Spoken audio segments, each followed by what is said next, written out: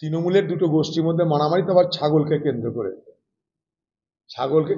ছাগলের মালিক যারা তৃণমূলের দুই গোষ্ঠী, জয়জানের সরডাঙ্গায়, তাদের মধ্যে মারামারি। এখন তো বোমা তৃণমূলের দুয়ারে ঘরে ঘরে। দিদি কিছু পারুক আর না পারুক, দুয়ারে বোমা এনে দিয়েছে, দুয়ারে বোমার মশলা এনে দিয়েছে। কিন্তু গরমের কারণে সে বোমা বলছে আমি ঠিক থাকবো না, আমি ফাটতেই থাকবো। স্বাভাবিকভাবেই তৃণমূলের মস্তানাতে বোমার অভাব নাই। দিদির দলে তো সবকিছুর অভাব থাকতে হলে বোমার কোনো অভাব নাই। সেই বোমা এবার যত্রতত্র ব্যবহার হচ্ছে।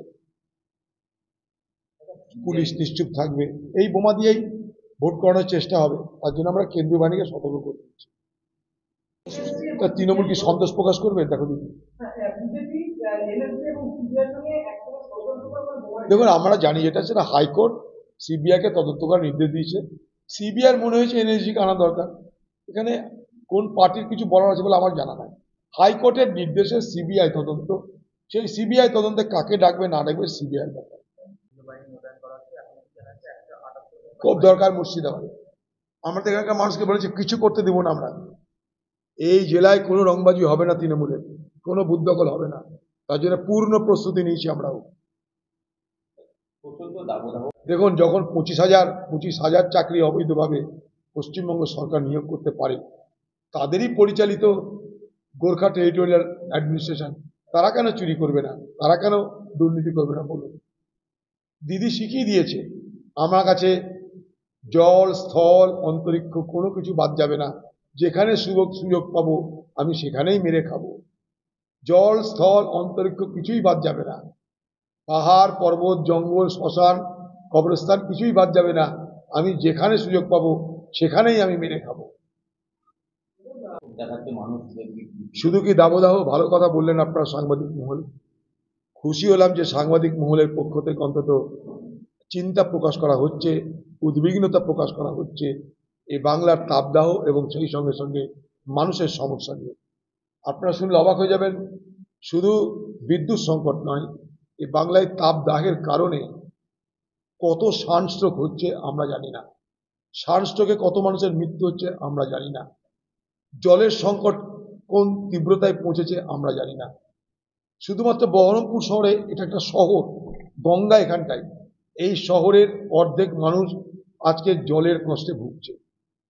তার মধ্যে আবার এখানকার যারা প্রশাসনিক কর্তা আছে তাদের ফরমান, যে এলাকায় কংগ্রেসের ভোট সেখানে জল ব্যবস্থা থাকবে না। সেখানে ভোটের সঙ্গে জলের সম্পর্ক নিয়ে চলে আসা হয়েছে। ভোট নাই তো জল নাই। এই ব্যাপারটা আমরা এখানকার প্রশাসনকে জানিয়েছি। গঙ্গার তীরে বসে যদি এখানকার মানুষকে তার তৃষ্ণার্ত থাকতে হয়, তৃষ্ণা নিবারণে যদি ব্যবস্থা না করতে পারে, তাহলে এই লজ্জা আমরা রাখবো কোথায়? জল সংকট বাড়ছে, পানীয় জলের সংকট তীব্র হচ্ছে, জন্তু জানোয়ার তাদের জল সংকট বাড়ছে। সারা তাপদাহে সারা বাংলা, প্রত্যেকটা জেলা আজ ছারখার। পশ্চিমবঙ্গের তৃণমূল সরকার এ নিয়ে কোনো মাথা ব্যথা নাই তাদের। মানুষকে সতর্ক করার কোনো প্রয়োজন নেই, কোনো রকম তাদের দুশ্চিন্তা আছে বলে মনে হচ্ছে না। ভোট মিথ্যা কথা ধাপ্পা চলছে বাংলা জুড়ে। সবকিছু সম্ভব।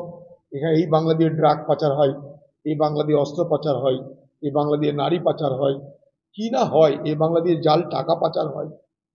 দিদির নেতৃত্বে এই বাংলা পাচারের স্বর্গরাজ্যতে রূপান্তরিত হয়েছে। তার হরেক উদাহরণ, হরেক প্রমাণ এই বাংলার মানুষ এতদিন ধরে দেখছে। শিশু পাচার হয়, আরো বলে যাচ্ছে। মানুষের দেহাংশ, তার একটা র্যাকেট এখানটাই চলে। কিডনি, লিভার, সেগুলোকে এখানকার দালালরা এখানকার মানুষকে ঠগিয়ে তাদের দেহের অংশ পর্যন্ত বিক্রি করার ব্যবস্থা করে। ভয়ঙ্কর এই করিডোর বেঙ্গল এখন দিচ্ছে হয়তো কোল্ড, দেখলাম পেপারে। তার মানে পুলিশের মধ্যেও তো তৃণমূলের লোকরা আছে, তারা তো অস্ত্র দিচ্ছে, না তো পুলিশের অস্ত্র আসবে কি করে? এটা বড়সড় তদন্ত হওয়া দরকার। এই বাংলায় বড়সড় তদন্ত হওয়া দরকার, কারণ পুলিশের সঙ্গে আতাত তো আছেই, অসাধু আতাত, তারা দিচ্ছে তাদেরকে অস্ত্র, গুলি অস্ত্র তারাই সাপ্লাই দিচ্ছে। হয়ে যাবে, পুলিশ মহাপুরুষ হয়ে যাবে আবার। সবাই জানে পুলিশ ছাড়া কি করে হয়। পুলিশ তৃণমূলের কথাই চলে, আর পুলিশ তৃণমূলের কথাই কাজ করে। পুলিশের তার কোনো দায়িত্ব নেই। তাই বাংলায় অপরাধ বাড়বে, বাংলায় সন্ত্রাস বাড়বে, বাংলায় খুনাখুনি বাড়বে, বাংলায় সন্দেশখালীর মতো ঘটনা বাড়বে। সন্দেশখালী আমরা জেনেছি, এরকম কত সন্দেশখালী বাংলায় আছে আমরা জানা নেই। আমাদের অজান্তে কোথায় কোথায় সন্দেশখালী তার শাখা পোশাখা বিস্তার করেছে সেটা আমরা জানি না।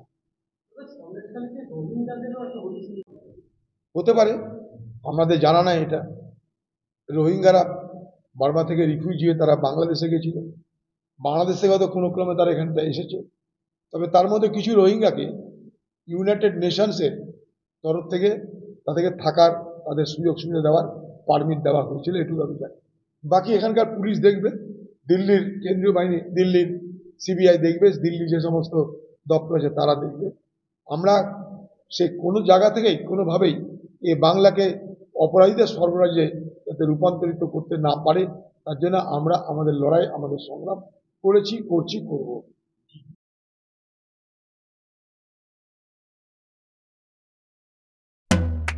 TNTV presents 3SD TNTV Shorts Daily। এখানে আপনি প্রত্যেকদিন 1 মিনিট TNTVর সঙ্গে জোড়ার সুযোগ পাবেন। হাসি, ঠাট্টা, হই হুল্লোড়, ইনফরমেটিভ, মজাদার সব রকম খবর দিয়ে আপনার জীবনের সেরা 1 মিনিট গড়ে তোলা হবে। দেখতে ভুলবেন না কিন্তু TSD, সারাক্ষণ সংবাদ পরিবেশন।